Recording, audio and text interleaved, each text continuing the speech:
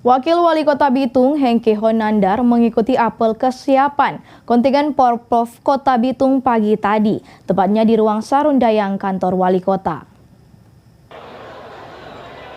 Pekan Olahraga Provinsi yang direncanakan pelaksanaannya pada tanggal 13 sampai 21 November 2022 di Kabupaten Bolang Mongondo dan Kota Mobagu, dan akan diikuti oleh 15 kabupaten kota Provinsi Sulawesi Utara.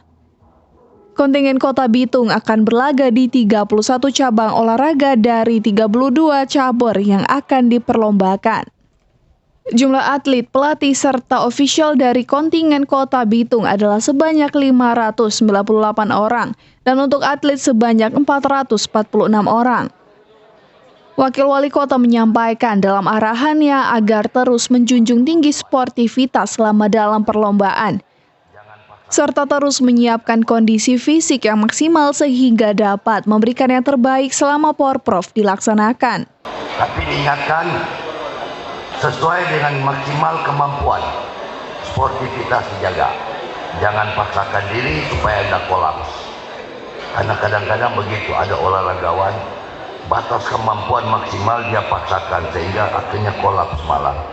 Jadi berhati-hati itu, ingat baik-baik dengan catatan bahwa siapkan fisik kondisi yang maksimal, betul-betul fit.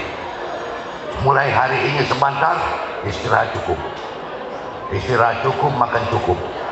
Apel kesiapan kontingen Porprov, Sekretaris Daerah membacakan surat keputusan Wali Kota tentang daftar nama kepala perangkat daerah yang akan menjadi pendamping sekaligus manajer cabang olahraga pada pelaksanaan Porprov kali ini.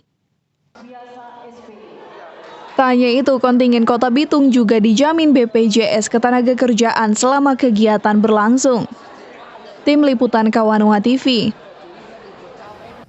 Pemirsa, jangan kemana-mana, Kawanua Info akan kembali hadir usai jeda berikut ini. Tetaplah bersama kami.